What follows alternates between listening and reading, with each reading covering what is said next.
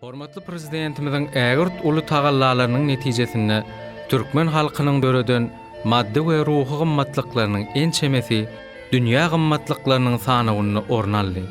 Görogly desançylyk sunwaty, kuştepde aýdym we tans desuri, milli halyçylyk sunwaty ýaly dutar ýasamak senetçiliginiň, dutarda saat çalmagyň we bagçylyk sunwatynyň UNESCO-nyň adamzadyň maddi däl medeni mirasynyň sanawyna goşulmagy tutuş halkymyzyň göwün guşuny anatlanyrdy.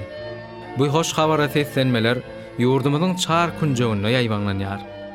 Halkymyz gadymy dünýäniň beýiklerini, beýikliklerini, mukaddesliklerini beýgeltip, sözüň dolu manysyna, ägirtlige, kämillige ýetdi. Halkymyzyň meden dünýäsinde ýaşaýan baky keşpler, batyrgaýlygyň, halallygyň, lewdiň, wepalygyň nusgaty bolup tutuş dünýäni bedeýär.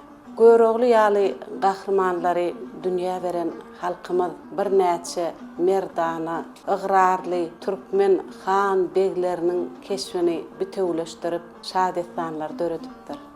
Şonuň üçin ýörelgi almaga gorkudata ýaly danalar, Oğuzhan ýaly ägirtler, görogly ýaly begler halkymyzyň merdana ogullary üçin asyrlaryň dowamyna nusgal bolup ýaşapdyr. 19-njy asyryň ahyrlaryna öz doganyny sadyň güýji bilen halas edip, parahatçylygy tutuş sevitde ikrar etdiren Şükür atly beýik türkmen sadanlasynyň ykbaly, ol hakynda riwayetler eýýäm bir asyrdan gowrak halkymyzyň ruhy dünýäsini bedek gelýär. Milli medeniýetimiz mirasymyz barada gurrun etmeli bolany gahrman arkadagy prezidentimizin ýazan nusgalyk kitaplary bize ýol görkezji bolup durýar. Şuň şükür başyň gurrun etmeli bolsa gahrman arkadagymyzyň parahatçylyk sady, dost doganlyk sady kitabyny şükür başyň ady içinde erş argaç bolup gidýär. Parahatçylyk diýlenine gahrman arkadagymyz aýdýar, men gözümiň öňüne ilki bilen eli dutarly dik duran şükür başy görnýär diýip aýdýar. Mehriban arkadagymyz diplomatiýa hakyna, halklar bilen uzak ýyllaryň dowamyna höküm sürjek dostlukly gatnaşyklaryň esasyny sungat goýýar. Türkmeniň milli sadyny goýýar. Şükürüň ady riwayata öwürlen taryhyny mysal getirýär.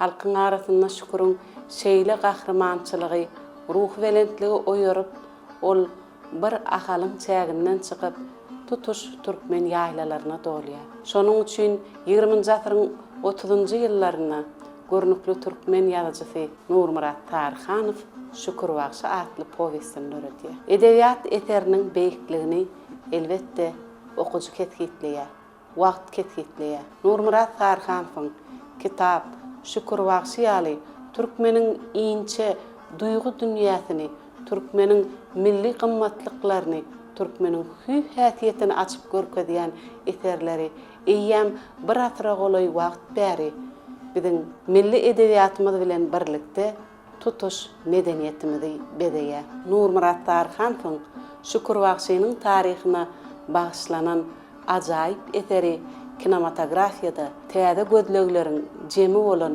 üýtgeşik çeper eserin döremegine getirdi. Şükür Bagşy ady bilen geçen asyryň 60-njy ýyllaryna halka hödürlenen bu film häli häzirlerem giň tomaşaçylar köpçüliginiň şeýle-de kino öwrenjileriň arasynda uly gyzyklanma döredýär.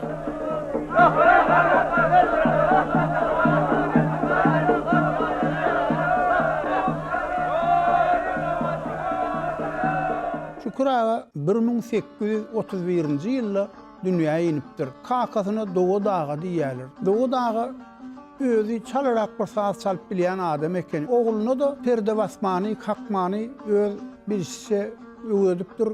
Şodur şunu bir alıp birde kakasynyň deňinden ören çalty geçip gidipdir. Durku bilen saza berilen adam bolupdyr. Görnükül halife hökümine garadaýly göýüklüňden has salby öwrenipdir. Soňa waka muni Taryk ýolundan Gara Şahyryň ogly Ali Başyň ýanyna bolup müňem sazlaryny öwrenipdir. Ökde saz salyp bilýän adamlar bolsa hemme ýollardan ýanky adamyň sazlaryny öwrenip Türkmenistanyň nirsine barsa şo ýeriň sazyny ökde salyp bilýän adam bolupdyr. Şol durmuş bilen ýaşap gidipdir. Inni bir çağırlaryny bir aýdan 40 günden gelip başlapdyr. Şeýdip görüşini şo zamanada boyun wakyp beren özünden eda uly agasy berdiğini yesir edip ekidipdirler.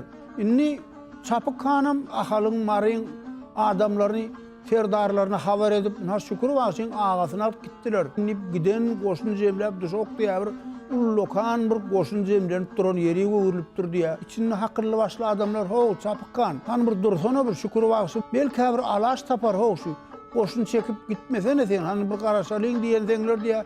Nalaç şükür gelýänçe garaşmaly bolupdyr diýär. Şükürem o bardy şoğa gelmenden öň agasynyň ýesir düşenini bilipdir.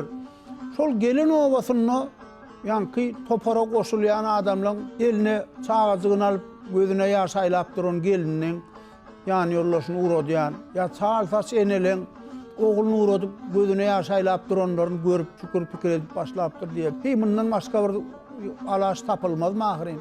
Bir adam halas etjek diýip bir giden adam eni helak etsek bolmaz ahyrin diýip men şunu dutarym bile gidip Mehmet Ýarhanyň ýanyna gidip halas edip gelmäge synansa indi pikir ýüregine dol edip gaplapdyr. Indi näsem hem diýer ýaly pikir ýok ýöne bir habar çapykandan ýa. Şükür, sen uly ýalňyşlyk goý berdiň. Ýöne bolýa goý sen diýeniň bolsun. Biz ýaşullyň diýenden çykyp biljek däl. Ýöne egerde sen diýeniň bolmasa ondan nowat biziňki bolmaly. Närim ýigitler?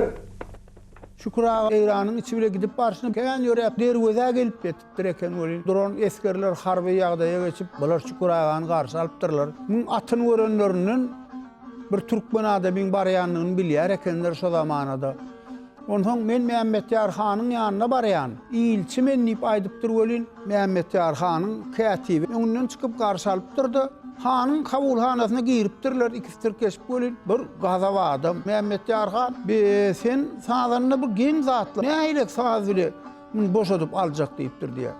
Hanaga men siziň saz çal bilýäniňizi bilýän, özüm siziň adalatyňyza buýsanyp geldim diýipdir bol Mehmet Ýarhan aýdypdyr diýär. Sen bir el dutarly toýdan toýa gezip beren sazandan gurruna däl, sen ütgeşik adam diýipdir diýär. Bolýa men köşkde sazandan bar gulam diýip, şuň bile ýarşarsyň diýipdir diýär. Han sen muny ýançan sazyň çykarda bir çalp ber göreýin diýipdir diýär. Şükür agada sallanan gözeli leýli gelin çalp beripdir bolýan. Diňläp görüpdir de Mehmet Ýarhan be ütgeşik çalýar ekeniňiz. Ses alşyňyz hem ütgeşik, sazy alyp gidişiňiz hem ütgeşik. Ýöne gulamam gaty güýçlü sazannadyr diýipdir diýär. Ertir gün örtanlar siz saz çalşarsyňyz.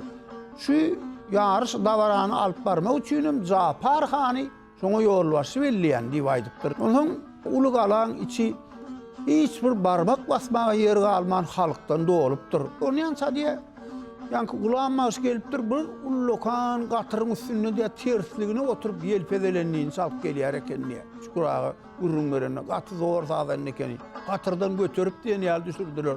Hany taqdim edip ýanky ýerine geçdi bolýan menem geçirdiler. Şu waka 1871-nji ýylda bolupdyr. Şükür şu wagt 40 ýaşyň ekeni. Şükür kowupdyr, gulamam gaçypdyr. Arasynda ýöne bir saz gutorman beýlekde geçdi. Meni bulaşdyrjak bolýandyr da diýip özi bilmän edenler ony. O derejede sazanna bolanda ýöne meni bir büdüretjek bolup edendir da diýip. Onun ora saz çalypdyr bolup, "Men nämesem kämay, bir bedna bolmaz" diýip. Onun çalyp barýan dutaryny alypdyrdy. Kakmasyny goýup perde bilen çalypdyr bolýan. Büdürenni bilipdir gulamyň şonu. Şükürüň bilen ýeterlik däler ene o. O halk bilmeleri. Şoň üçin çalyp duran sazanyň sag elini alypdyrdy. Kädiň üstüne goýup çepel bilen perde bilen çalyp gidiberipdir bolýan. Gulam maşy muny görmändir eken öň diýär. Ulam durup drone'u gördüm hem böyle. Onu demelem çalıp gidiverdim deyip durulun. Halk diye ör turup adalet deyip kıyırıp başladılar deyip duruyor.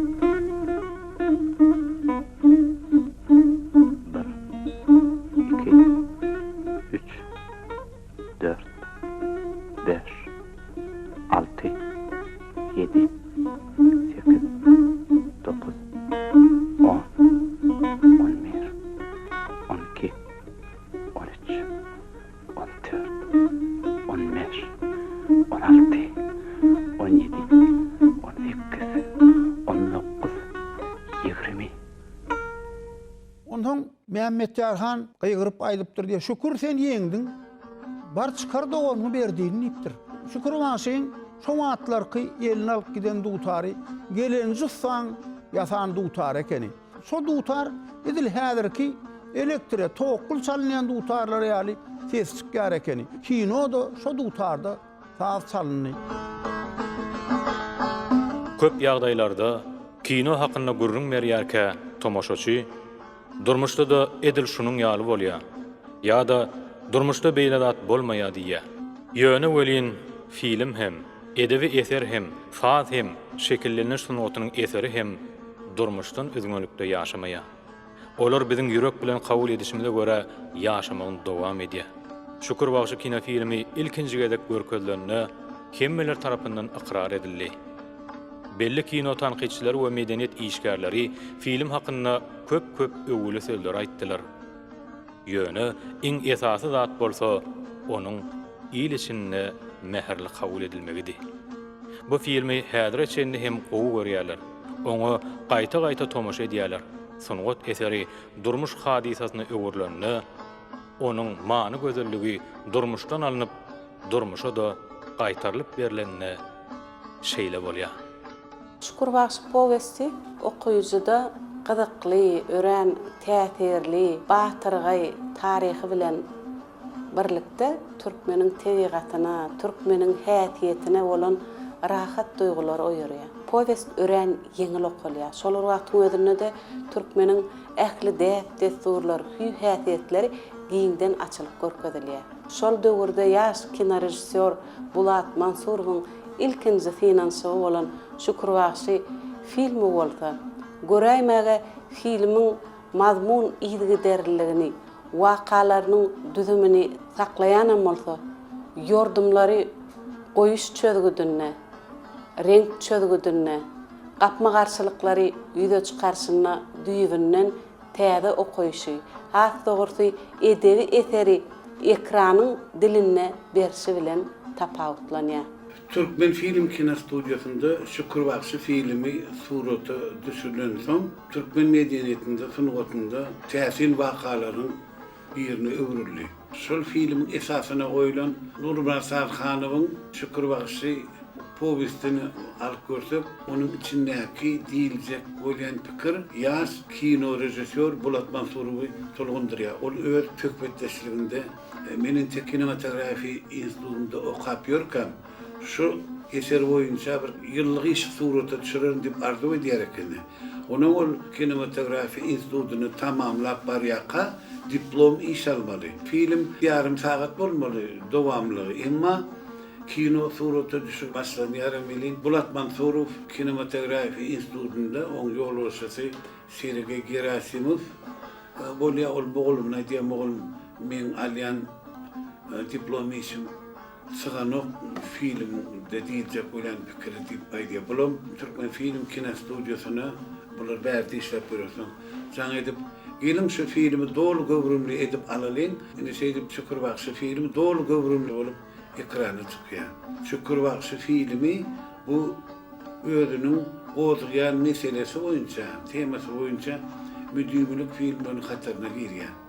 Tebebi bu filmde Nurmaz Sarhanow dutaryn bilen parahatçylygy kazanmak baradaky pikiri öňe sürýärdi. Ne şol ajaýyp pikiri ekranda görkezmek üçin Bulat Mansurow özüne laýyk artistleriň köpüsini saýlap alýar. Bulat Mansurowyň talaby kameranyň öňüne dutar çalanyny galp däldi hakyky çalýan gerekdigini. Ol Multitatçı Muradow da ýalbarýar. Sen Şükür Bakşy'nın kesbinde surata düşüp bereydim. Emma beýle jogapkärlik kesbimin ýerine ýetirip edecek millet täsmiratov filmiň baş gahremanyny oynamakdan boyun töwülýär. Ondan soň kino rejissörüň ikinji kömekçisi kino rejissör Imran Bekmeýew Şükür Bakşy'nın kesbinde çykyş edecek artisti gözläp başlaýar. Maktumlaryndaky Üniversitetiň fizik matematika fakültetinde Amanhan Durdiýew diýip bir Şükür Bakşy meňzäp duran ýigit bar diýip aýdýarlar bile. Imran Bekmeýew soromany bar ya, ruhsat almany. Amanhan Durdiýew onu dinleýärdi. Boyun töwle ýok, men moğolum, menenim artist bolarmy diýip. Emma ahiri ýalwaryp ýakaryp Amanhan Durdiýew boyun edýärler. Onun indi Gulam Bakşy'nyň gahremany oýnajak artist gerekdi. Bu barada da bir wagtlar oglan ke Şükür Bakşy'nyň şagirdi bolan hocam Öwedgelenew diýip adamma diýip aýdýarlar. Bulat Mansurow hocam Öwedgelenew görünnen şundan başga Gulam Bakşy'ny oýnajak diýip ona teklif etýär we olam elbetde kino diýeniň jogapkary da boyun töwlýär, emma ýalwaryp ýakaryp ahiri surata düşmek herhalde edýärler. Neşeydi ben bu film surata düşürilip başlady.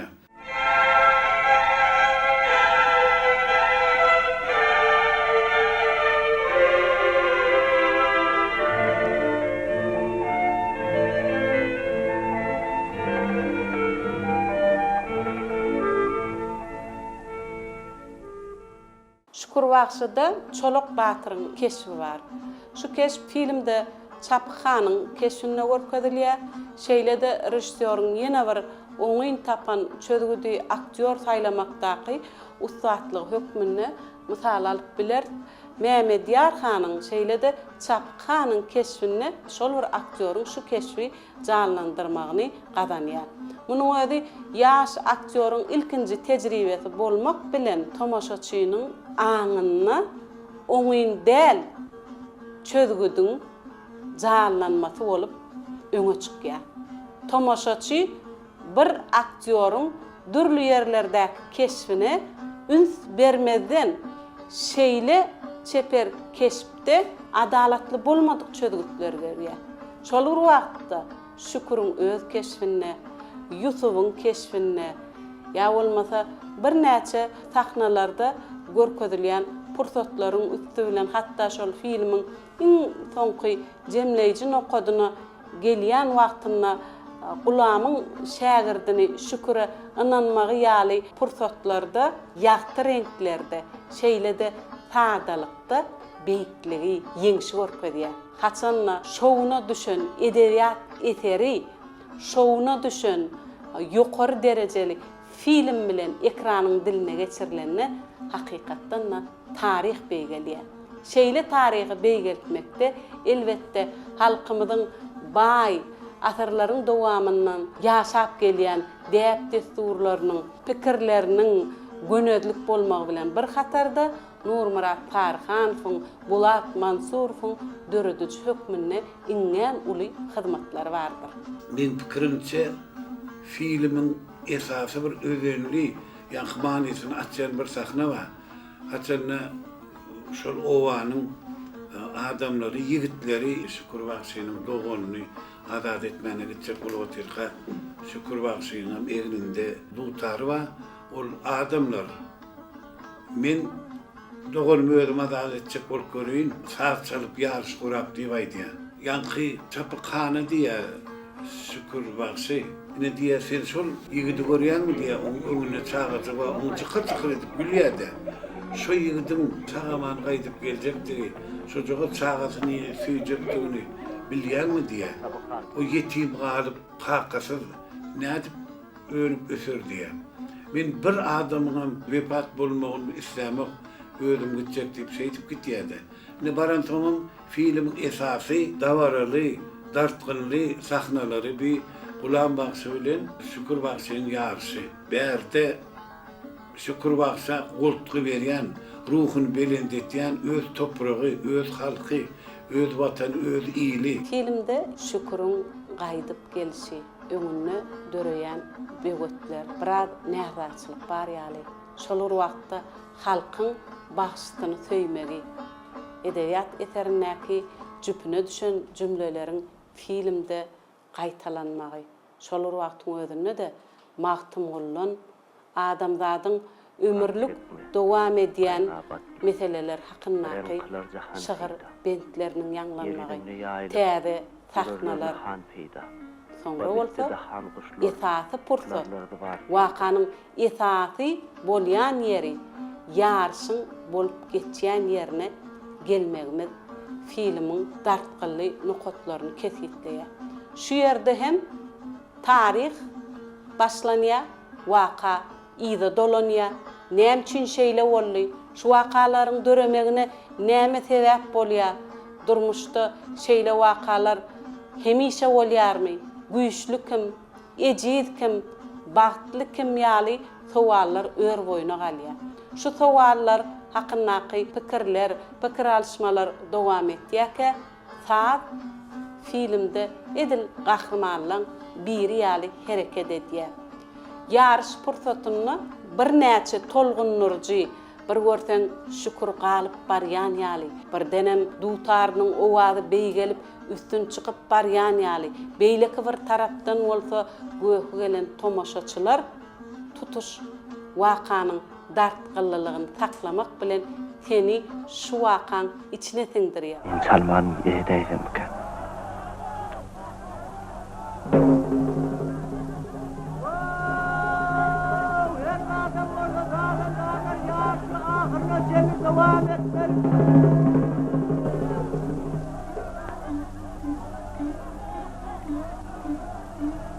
Ya pirim Ali, şoğlançığı yeğmeğime himayet et.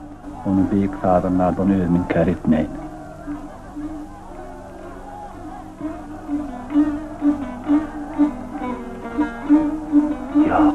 Yok man yeğmeli.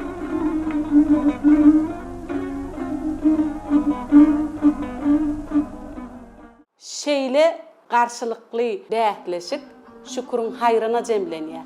Halk sungatynyň haýryna jemlenýär. Şeýdip göräýmäge bolup bilmejek gudraty amala aşyryp şükür öz doganyny ýene bir näçe adamlar halat edýär.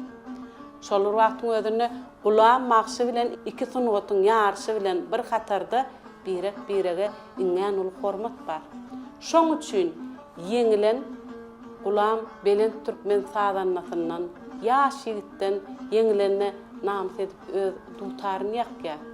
Dutary ýakmaklyk bagşy üçin öz süňňi, ruhyny ýakmak hataplanýar. Şundan soňam öz ýoluny dowam etdirýän şägirdini hakyky sungat dowam etsin diýen şekilde şükürüň ýygyna düşürip goýberýär. Gideli.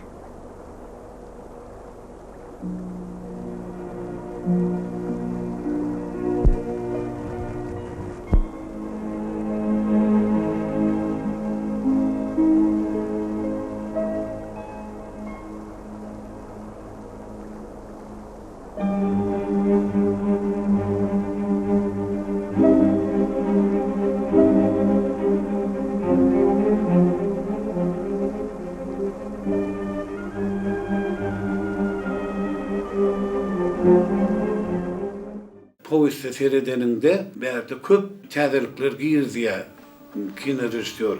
Ve film şekil bilen bermeli. Ol Şükür Bagşynyň, Gulam Bagşynyň tutarlary, gejijip nusxasy, aşyk dur kim ýeňilse ýakmak. Onuň o keýji oýnaýan bardyr el ýüpünde akyp. Olaram poveste ýok elbetde, emma kino rejissör şol sahnalary gyzyklandyrmak üçin şolary ýazatlar oýlap tapýar. Aklını ekranyň diline geçirmek wezipeti ýazgyda ýazylan ähli sözleri canlandyrmagy göz tutmaýar. Mysal üçin ýeňetiniň iýgençleri, ýeňetiniň özüni alyp barşy, gynanjy ýekeje sahnada filmde görýär. Emma şükürüň ýeňetiniň şu hereketleri bir näçe tahypany, bir giden jümleleri edebiyat eserini öz üçin alýar. Bu ýerde bolsa biziň bir näçe setirdäki tahypadaky suratlandyrmalarymyz ýekeje sahnanyň üstünden bary ýogy bir näçe sekundda ýüze çykarly. Ekranyň dili şu ýerde özüniň ykjamlygy bilen tapawutlanýar. Şükür Bagşy kino filminden gurrun merenizde Balsayat Sady bilen başlapdylar. Balsayat Sady hemişe däp destur bolşýaly toýlarymyzda Balsayat Sady bilen Balsayat Aýdymy bilen tamamlanýar. Näme üçin kino filmde alpdyrlar Balsayaty aljyratmak maksady bilen çalýarda Şükür Bagşy. Garad Gulam Bagşy hem öz nowatynda bölçe Balsayat Sadyny dowam etdirýär.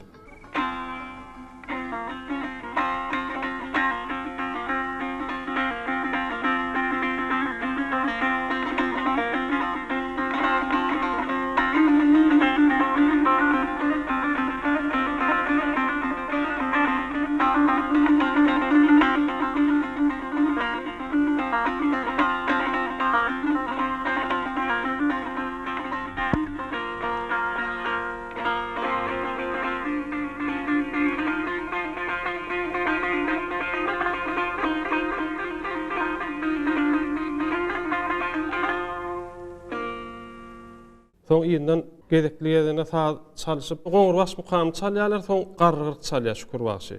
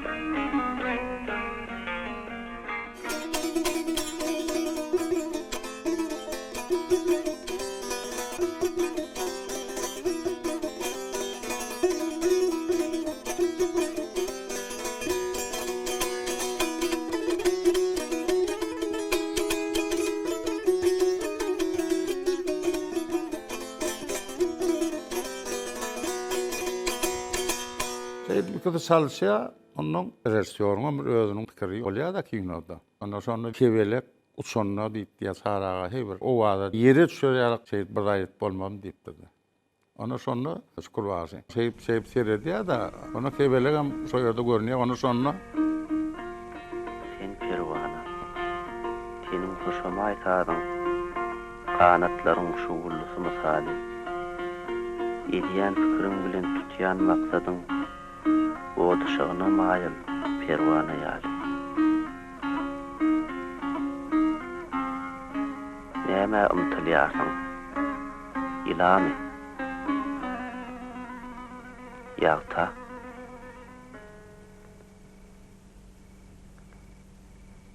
Olar ýakar seni. Onu ýok ata. kevelek kaçı. İyidinden ol yanına oğlancık var da ulanmasın. Onu getirdi ya burada, onu keyi getir ya da. Ondan sonra keyi oynadı ya da sağdılar. Ondan sonra da çağırağı, Martımcan'ın oğul bir kayıcısı. Bulanım dedi. Yani keyi oynadı ya da.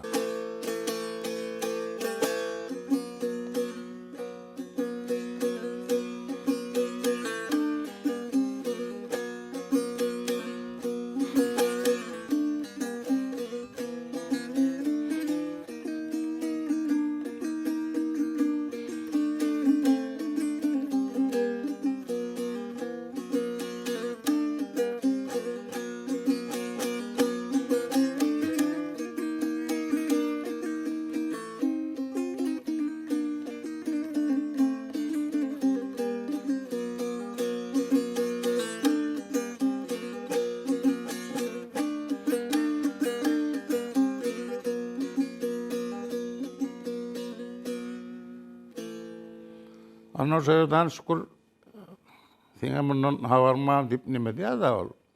Ondan sonra erinlerine sapağını çeken yerlerine keyin ayaklar basasarak nime diye ondan sonra diye Halife bundan basmış kanak. Sondan ne koyurdu ikisinden tutardı orada. Sonra yengilli bir hazavı yengilli deyip onun ayıryalar da şükürüm ki. Sondan ikisinin salyan yerleri var da. Sara Nuvaylardan bir bölüğünü alıptır.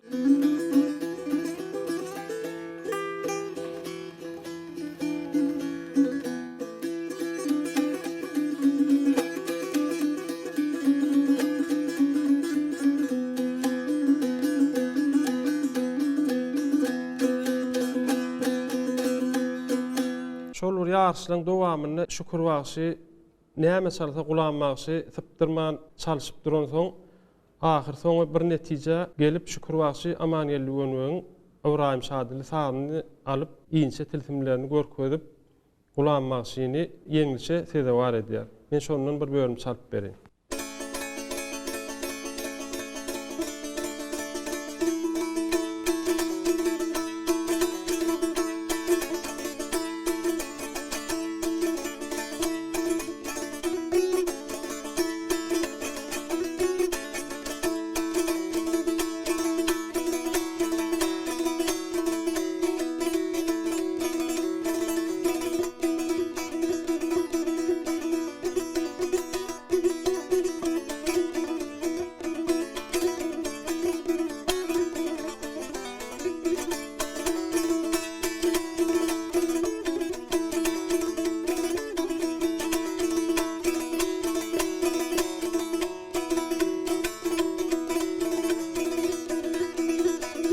Şayda gulanmakşy ýeňilip durmaly bolýar. El ýöremen. Duta sarnana da bir kısım yumuk durulan yer var da şu yerde. Gulam Halife adam ekan qati. Şu yerine düşüp salvatırdı ya. Yani şu yerde tutanlar şu yerde biraz aslanlap da var. Şunu tapmanmış bedeni.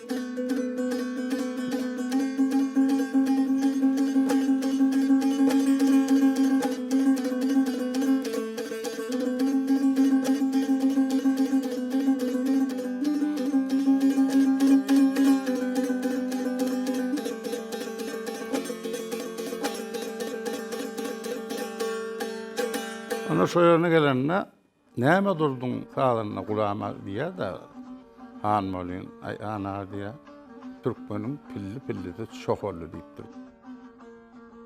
Kino sunuwatynyň üstü bilen gowy beýan edilen bu hekayat görnükli türkmen kompozitory Nuri Halmamedowyň sazyna goşulyp, kalby nurlandyryp, insan ruhuny belentli geçilýär. Onu aýlawly söz, göçme mani, düşnüksiz alamat ýa-da nişan ýok. Onu diňe toslap tapyp bolmaýan, çeşme suýaly duru we arasda durmuş hakykat bar. Ol teşniligi gandyrýar. Güýç we ilham berýär. Türkmenin kinosyny hakda gurrun edilýär. Nur Halmamedow ilkinjilen hataryny agdalmaly adam. Sebäbi minniň kinolaryň sadyny ýazyp dünýä ýetiren. Nur Halmamedowyň ilmini okudum. Şonu Şükürbaş filmini ýazyşy barada, Şükürbaş filminiň üstüne işleýişi barada käbirdatlar gurrun beripdi maňa. Birinciden ol intek talip döwri, Moskva konservatoriýasyny okap berip döwri. Omalym Moskwada Bolat Mansurow kinematografiýa institutynyň diplomy şöpmünni Şükürbaşyň temasyny alýar. Men şonu eşitdim, onuň institut kinematografiýa bardım ýürütdi. Bolat Mansurow men Nur Halmamedow Türkmenistanyň kompozitorçylykda okuyan özüň tek 20 ýaşly olan o Şükürbaşyň ýazanyny men ýatsam näil bolýan şunu özüm bardım ýanyna diýdi. Oğlum ay bolýa ýatsaň any görersiz zat diýen ünfermendir de birinji. Baranna soňundan ikinji gedip bardım. Men sazlamy bir dinläp gör. Bolat diýdim diýip. Ay dutarym owazyny zadyň çalyp berdim bolýa. Gapdyrnak oturan assistentleri şol bolan ýazmaly Şükürbaşyň zadyny aýtdy şomaly. Şomal resmi namaly doldurup resmi ýagda diýem şo kino kompozitoryny şo taýda tasdiklatdy ýa-da. Kinoda her bir gahrymanyň saz temasy bolýar. Ine şu Şükürbaşyň temasy kinodaky.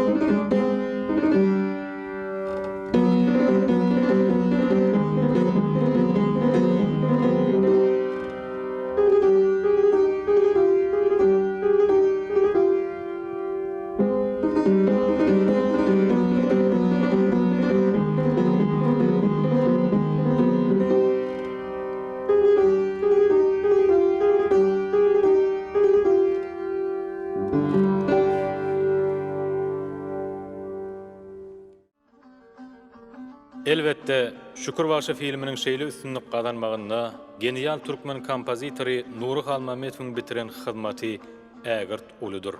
Orta Aziýa respublikalarynyň we Kazakstanyň kino festivalynda bu filmiň sazy üçin berilen ýürüýte baýragy gowşurlaryny Çingiz Aýtmatow Nuriýanyň sazyny durmuşyň öz beren sazy diýip atlandyrdy. Biziň ýaş kompozitorymyz bolsa bu sözlere jogap ýokmyny bu sazy ýazmaga maňa halkymyň taryhy kömek berdi. Bu saz hakyky halk sazydyr. Şoňa görä-de meniň ýerine ýetiren işime şeýle ýokary baha berilmegini türkmen sazynyň ikrar edilmegi diýip kabul edýän ýa. Bu sözler türkmen halkynyň zer gadyryny zergär biler diýen pähminiň ýene däwrgedek aýdyň ýüze çykmadydyr. Sazyň sözdenem güýçli gelýän ýerleri känne Şükürbaşyda bir epizod vardır. Dutarçalarına köpünüz yaşıllık çekip çalya da yengini doğunu. Onun Şükürbaşym şey doğun göýberýändir aşa o han diye. Şükürten yeňi ahir çalla, yeňi çalma hakyň bar ekendi. Ulum şu taýda inne adamlar men size näde? We näme üçin şu tak gelenmeýdi berýän. Kinoň arasynda şu epizod gidin şu taýda şunu ýalsa. Ilki bir gün çykyp durka çeşmeň moýundan ýylgyryp atlyja gelýän wagty görnýärdi. Sazam şonu ýal. Soň öýüne golaýlanyň ýa garaňky düşýär bol sazam giýjek epizodlara geçýärdi. O taýda dogrusyny aýtsam sözüm gerek geldi.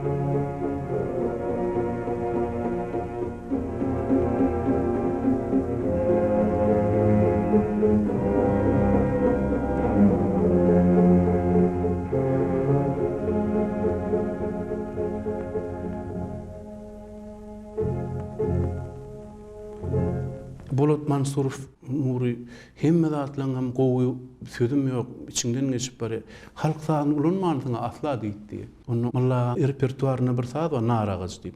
Ol aslynda ol ýöne halk için aýdylşa ýöne köýje bir zadym.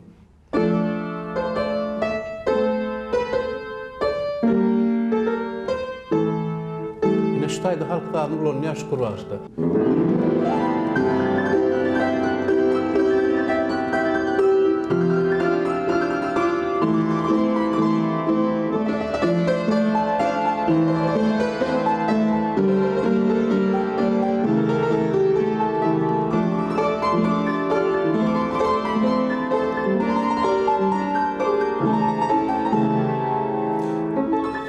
Ştaýda bir teatrin dady, şu jagaş epizodu.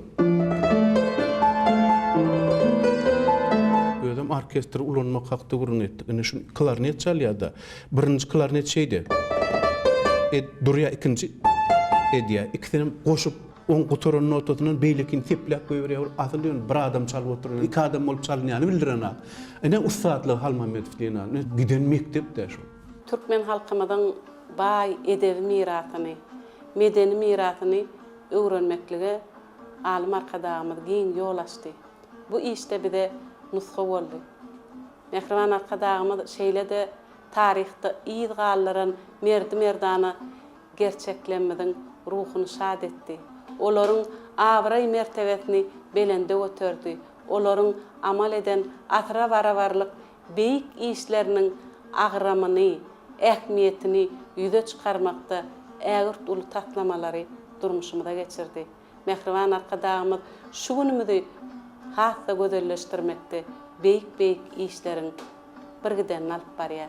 Mehriban arkadaşymyza, alim arkadaşymyza şeyle alıp barýan, biziň ýaşaýyşymyzy kämilleşdirmek, gözelleşdirmek, ata-babalarymyzyň bize miras goýan ruhy gymmatlygyny, şol wagtda türkmen sadyny, aýdymyny, türkmen kalbynyň hyjuny dünýä ýaymakda alyp barýan beýik işlerini ulu üstünlüklen ýar bolmagyny arzu edýär. Edil arkadaşymyzyň jany sag bolsun, belent başy aman bolsun, ömrü ýada uzak bolsun. Babalarımızdan miras kalan saz sunugaty milletin gymbatly hazinasıdır. Halk sazlarynyň keňine, halkyň köp asyrlyk taryhynyň ýaňyşdylýa. Türkmen mukamlary, simfoniýalary meňdeşdir. Olar ýerine ýetirilenne dinleýijide bolup geçýän hadiselere gatnaşýan ýaly duýgu döreýär. Biziň halkymyz özüniň sazly, şahirana sunugatyna, milli medeniýetine ören aýowly garaýa. Türkmen halkynyň asyrlaryň içinden geçirilip gelinen aýdymlary, mukamlary we gahramansylykly eserleri medeniýetiniň altyn hazinasyny düzüp, milletiň ruhy ahlak baýlygyna ulu goşan tolup durýar. Türkmen sadyny dinleýäniňne ondan ünsüňi sowup bilen ok. On özüni çekici, gözeligi we şiireli öwüşgüni hiç kimi bipar koymaya. Halk sady özüni benne diye, hyýaly arzu islegleriň dünýäsini alyp gidýär. Bu bolsa diňe biziň beýik sunugatymyza türkmen halkynyň söýgüli we iň ýaýran saz guraly bolan dutara mahsusdyr. Ýyly döwletgeleri bolsa Türkmenistanyň prezidenti Gurbanguly Berdimuhammedow